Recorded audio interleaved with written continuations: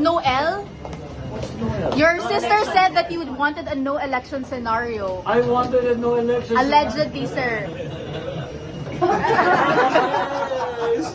Saan nagagaling? Bakit, why are they floating this scenario again? Sa ating tingin, no, sa ating pagkakaintindi rito, ito ay para matakpan, matabunan ang totoong issue.